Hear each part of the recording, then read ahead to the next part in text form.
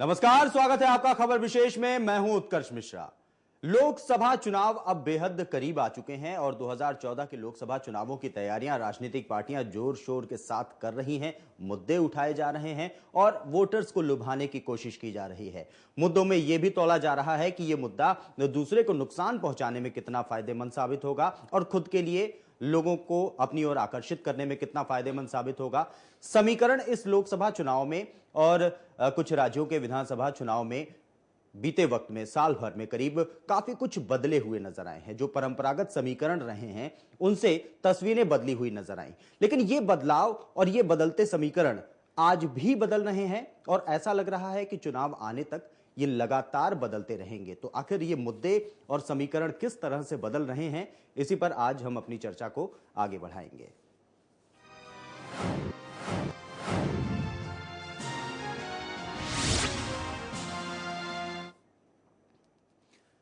लोकसभा के चुनावों को लेकर के कांग्रेस का दावा है कि तमाम बिल जो पास किए जा रहे हैं और जनहित के काम किए जा रहे हैं, भोजन का अधिकार दिया जा रहा है और साथ ही साथ तेलंगाना भी राज्यसभा और लोकसभा में पास करा देते हैं। इसके बल पर लोगों के बीच उनकी पैठ मजबूत होगी। बीजेपी को लगता है कि गुजरात का विकास मॉडल काफी काम आने वाला है। मोदी की रैलियों में उमड़ने वाली भीड़ दरअसल उनके वोटर हैं। आम आदमी पार्टी को लगता है कि भ्रष्टाचार की खिलाफत करके जिस तरह से उन्होंने दिल्ली की सत्ता हासिल की थी, दिल्ली में अच्छी सीटें हासिल की थी, वही सिलसिला उन्हें लोकसभा चुनावों में भी देखने को मिलेगा। वही तस्वीरें उन्हें लोकसभा चुनावों में भी देखने को मिलेंगी। लेकिन अब तस्वीरें आम आदमी पार्टी के लिहाज से भी कुछ बदल चुकी हैं।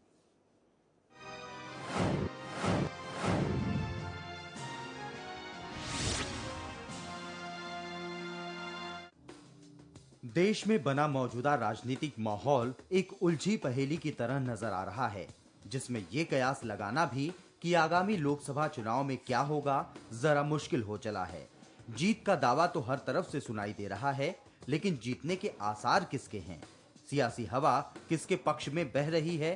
परंपरागत मुद्दे कितना प्रभाव छोड़ेंगे और दिग्गजों का असर चुनाव परिणामों को कितना प्रभावित करेगा? इस पर अटकलों की तस्वीर खुद असमंजस में है कि आखिर दिखाएं तो दिखाएं क्या।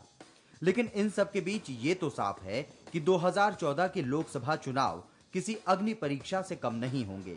इसमें यह भी साबित हो जाएगा कि भ्रष्टाचार और महंगाई जैसे मुद्दों के लिए देश कांग्रेस को दोषी मानता है या नहीं। लोग मोदी को हिंदूवादी नेता से अलग हटकर कुछ और भी समझते हैं या नहीं, और आम आदमी की माला जपने वाली आम आदमी पार्टी को लोकसभा के लायक समझा जाता है या नहीं।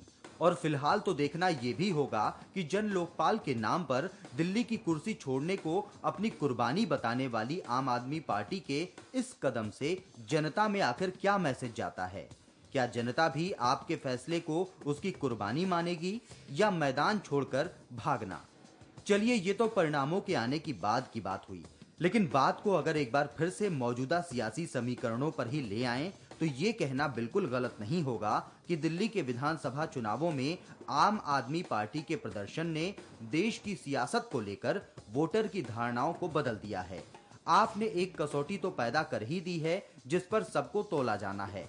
भले ही चुनावी सर्वेक्षण आपको लोकसभा चुनावों में बहुत बड़ा फायदा होता हुआ ना दिखा रहे हों, लेकिन बीजेपी और कांग्रेस जैसे बड़े दलों को नुकसान का डर जरूर पैदा हो गया है। और अगर बीजेपी कांग्रेस के नुकसान का फायदा आपको नहीं मिला तो जाहिर है कि ये बंटवारा अच्छे छवि वाले नेताओं के आधार पर अन्य पार्टियों को भी जा सकता है। अब सारा आकलन इस बात पर आकर टिक गया है कि ये नुकसान किसका ज्यादा होगा और होगा भी तो कितना होगा, क्योंकि दिल्ली के परिणामों ने राजनीतिक दलों को ये सोचने पर मजबूर कर दिया है कि आखिर देश का वोटर सोच क्या रहा है। क्या अब उसे बदलाव में विश्वास है? और पहले बदलाव के तौर पर जब नरेंद्र मोदी का चेहरा सामने आया तो मध्य प्रदेश में बीजेपी की सिटिंग सरकार को और ज्यादा सीटें मिल गईं। राजस्थान में कांग्रेस को सत्ता से बेदखल करके बीजेपी ने इतनी सीटें हासिल कर लीं जिसकी कल्पना भी नहीं थी, और हैट्रिक छत्तीसगढ़ में भी लगा दी। और दिल्ली में भी बीजेपी को फायदा हुआ, मगर कांग्रेस का मैदान विधायकों से खाली हो गया। अब चुनावों में चलेगा कौन? केजरीवाल, नरेंद्र मोदी या फिर खुद को युवाओं का असली नेता बताने वाले राहुल गांधी, जिनके नाम पर कांग्रेस को कोई फायदा पहुंचाने का श्रेय फिलहाल तक तो नहीं है। देश के सियासी दिग्गज ये सोच सोचकर परेशान हैं कि कहीं दिल्ली जैसे हालात लोकसभा में भी ना पैदा हो जाएं। लेकिन इतना तो तय है कि देश की राजनीति को लेकर एक नई सोच का जन्म हो रहा है। और सबसे बड़ी बात कि अब मतदाता वोटों के रूप में अपना फीडबैक समझदारी के साथ देने की कोशिश कर रहा है। जाहिर है नेताओं की छवि के साथ लोकसभा चुनाव के मुद्दे और वो रणनीतियां भी अपना असर दिखाएंगी जिन पर तमाम पार्टियों ने काम जोर शोर से शुरू कर दिया है। जिसमें बीजेपी अगर विकास को मुद्दा बना रही है तो आप भ्रष्टाचार मिटाने के लिए प्रतिबद्ध है और कांग्रेस हाल फिलहाल पास किए गए बिलों पर इतरा रही है, चाहे वो भोजन का अधिकार हो या अलग तेलंगाना के गठन का मुद्दा। भावनाओं और जरूरतों को कैश कराने की जद्दोजहद जारी है। न्यूज़ डेस्क, खबर फास्ट।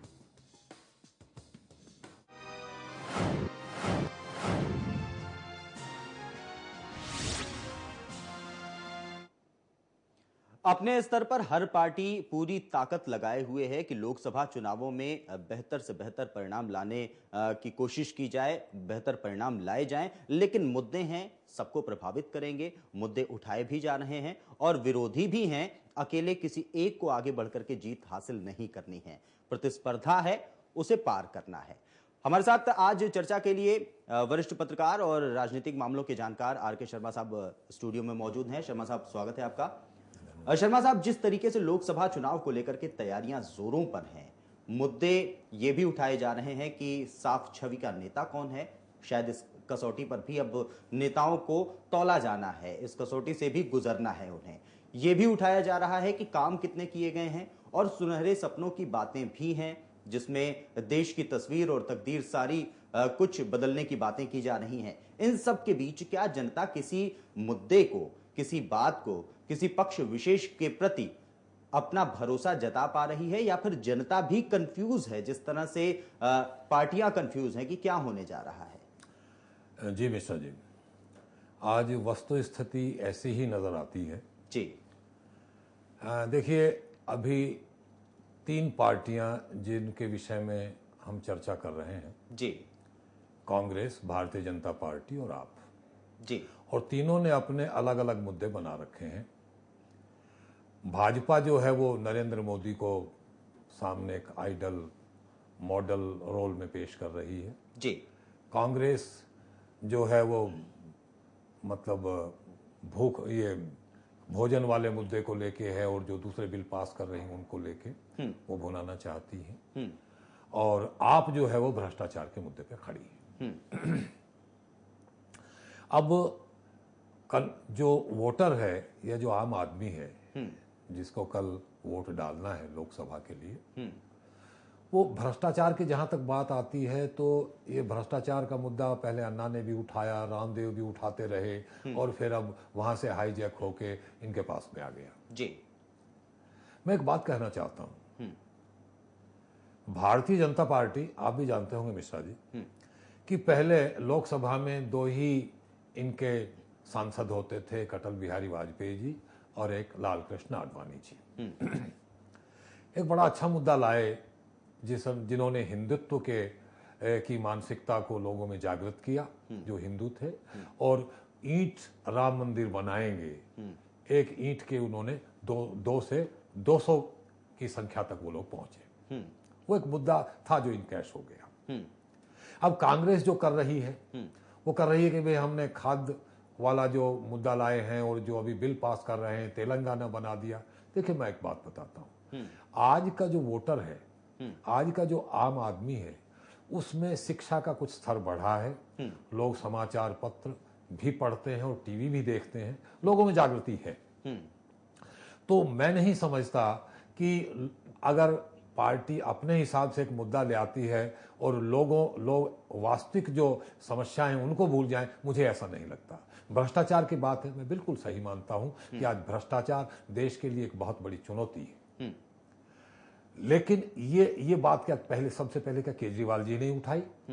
इससे पहले अन्ना भी उठा चुके हैं, बाबा रामदेव भी उठा चुके हैं। बिल्कुल। लेकिन पॉलिटिकल पार्टी किसी मुद्दे को उठाती है वो एक दूसरी चीज होती है, और एक आंदोलनकारी संस्था एक मुद्दे को उठाती है वो एक दूसरी चीज होती है। बीजेपी की बात करें शर्मा साहब, बीजेपी नरेंद्र मोदी के नाम पर एक बड़ी जीत का दावा कर रही है। क्या गुजरात का जो विकास मॉडल है जिसे पेश करने की कोशिश हो रही है, तीन प्रमुख चीजें हैं मोदी से जुड़ी हुई, बीजेपी से जुड़ी हुई। एक तो गुजरात का विकास मॉडल, दूसरा मोदी की एक विशेष छवि हिंदूवादी नेता के रूप में, और तीसरी चीज ये कि जब चुनाव प्रचार के लिए उन्होंने रैलियां करना शुरू किया तो उस दौरान भीड़ खूब उमड़ती है मोदी को सुनने के लिए। कहीं ना कहीं बीजेपी इसे भी अपने लिए एक अच्छा संकेत मान करके चल रही है। ये सारी चीजें क्या पूरे देश में बीजेपी के लिए फायदेमंद होने जा रही, क्योंकि कई ऐसे क्षेत्र हैं, चाहे वो दक्षिण की ही बात कर लें और चाहे नॉर्थ ईस्ट की बात कर लें, तमाम ऐसे क्षेत्रों में बीजेपी का प्रभाव कम है।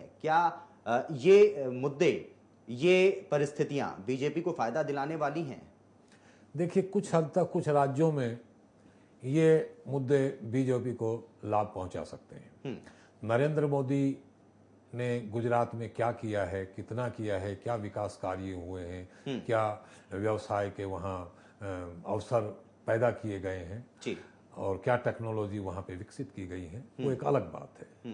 लेकिन उसका जो प्रचार प्रसार किया गया है वो राष्ट्रीय स्तर पे किया गया है जी। और सुदूर बैठे राज्यों में लोग ये समझते हैं कि पता नहीं मोदी जी ने वहाँ पे क्या किया है। और आज कांग्रेस के पास, भारतीय जनता पार्टी के पास में अटल बिहारी वाजपेयी के बाद में अगर कोई एक चेहरा है जिसको राष्ट्रीय स्तर पे भाजपा प्रोजेक्ट कर सकती है, वो अकेले नरेंद्र मोदी का ही नजर आता है। कारण ना तो उन पे किसी तरीके कोई पारिवारिक दायित्व है और पूरा जीवन जो उनका है वो एक पार्टी को समर्पित कह लीजिए या सेवा को समर्पित कह लीजिए, उस तरीका का वो खुद भी ये कहना पसंद करते हैं कि आखिर मुझे गलत काम किसके लिए करना है, कहीं ना कहीं अपने भाषणों में ये मैसेज देते हैं। अपनी चर्चा को आगे बढ़ाएंगे, कांग्रेस और आम आदमी पार्टी से जुड़े हुए मुद्दे भी उठाएंगे, लेकिन फिलहाल यहां रुकेंगे शर्मा साहब एक छोटे से ब्रेक के लिए।